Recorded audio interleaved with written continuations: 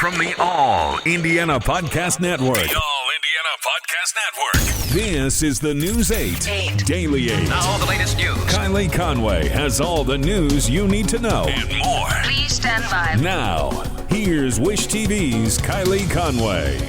Hi, this is Kylie Conway, and this is the News 8 Daily 8 for Friday, May 29th.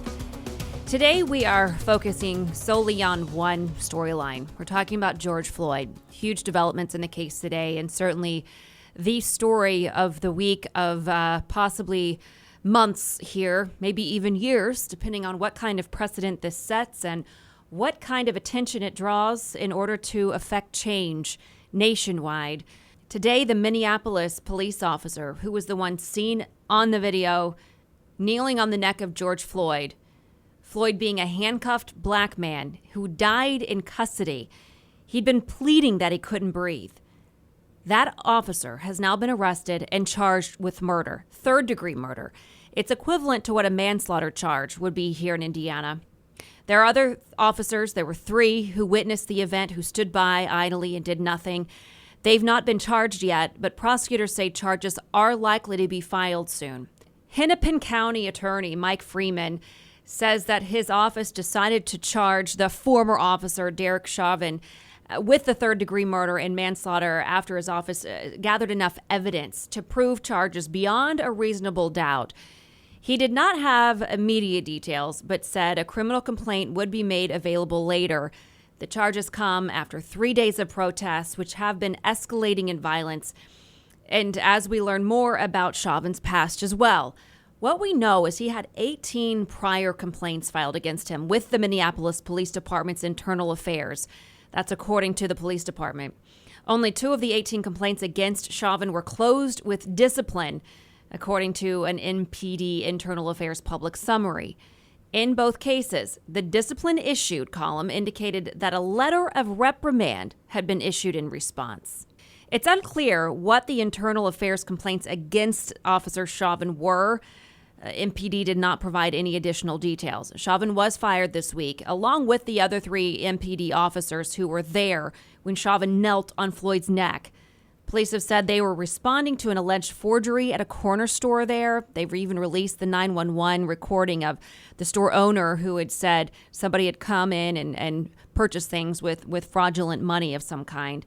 Floyd was 46 years old, a black man. He was unarmed. He'd been handcuffed and was pleading once again, saying, "I can't breathe. Please, I can't breathe." He was soon after declared dead at a nearby hospital, according to authorities. If you watch the video, my husband and I were talking about it today. It's one of those things. He says he hasn't been able to bring himself to watch it. I made myself watch it because I think personally it is important for all of us to watch it, as much as it might hurt us.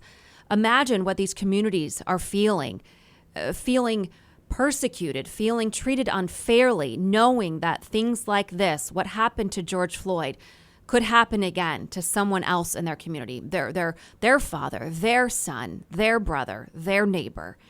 It's important to see what happened and to see firsthand how things can escalate. And yes, we've been covering the protests. People are angry. And now President Trump is threatening to take action to bring the city of Minneapolis under control, calling the violent protesters thugs. He tweeted today that when the looting starts, the shooting starts. Overnight, protesters outraged by Floyd's death torched a Minneapolis police station. Trump's tweet about the shooting drew another warning from Twitter, which said he had violated rules about glorifying violence. The official White House account later reposted the comment, which was also flagged by the social media giant. The White House says the president did not glorify violence. He clearly condemned it. Today, President Barack Obama issued a statement as well, saying, "I want to share parts of the conversation I've had with friends over the past couple of days about the footage of George Floyd dying face down on the street under the knee of a police officer in Minnesota." The first is an email from a middle-aged African-American businessman. And here's the quote in Obama's statement. It says, "Dude, I got to tell you, the George Floyd incident in Minnesota hurt. I cried when I saw that video. It broke me down. The knee on the neck is a metaphor for how the system so cavalierly holds black folks down, ignoring the cries for help. People don't care. truly tragic. Obama goes on to say, another friend of mine used the powerful song that went viral from a 12-year-old Kedron Bryant to describe the frustrations he was feeling. The circumstances of my friend and Kedron may be different, but their anguish is the same. It's shared by me and millions of others. It's natural to wish for life to get back to normal, as a pandemic and economic crisis upend everything on account of race is tragically, painfully, maddeningly normal, in quotations. Whether it's while dealing with the healthcare system, or interacting with the criminal justice system, or jogging down the street, or just watching birds in the park. This shouldn't be normal in 2020 America. It can't be normal.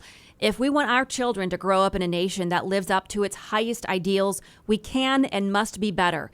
It will fall mainly on the officials of Minnesota to ensure that the circumstances surrounding George Floyd's death are investigated thoroughly and that justice is ultimately done.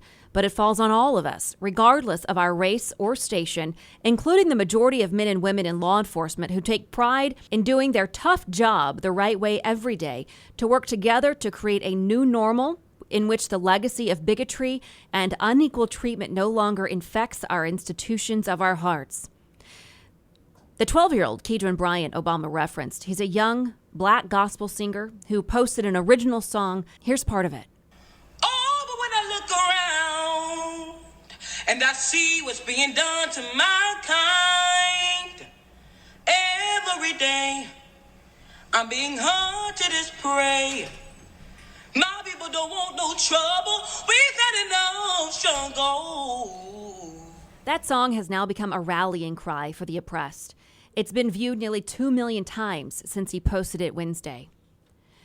As far as the reference to watching birds, another confrontation that was caught on video recently, this time between a black man in Central Park bird watching and a white woman whose dog was off leash.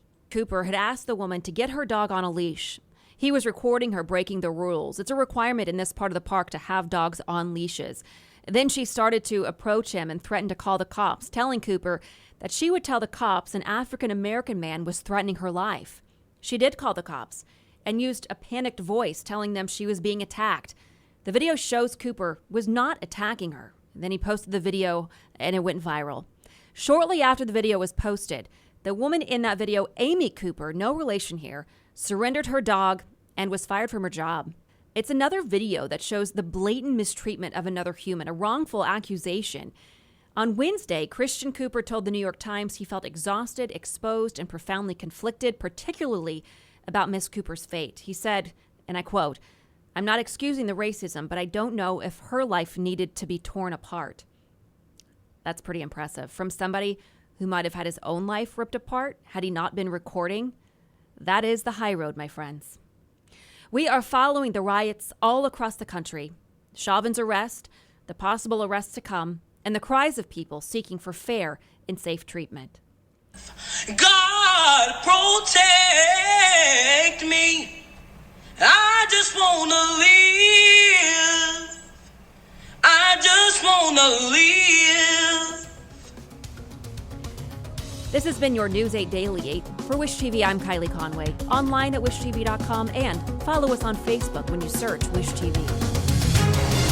Check out more podcasts from the All Indiana Podcast Network now at allindianapodcastnetwork.com. allindianapodcastnetwork.com.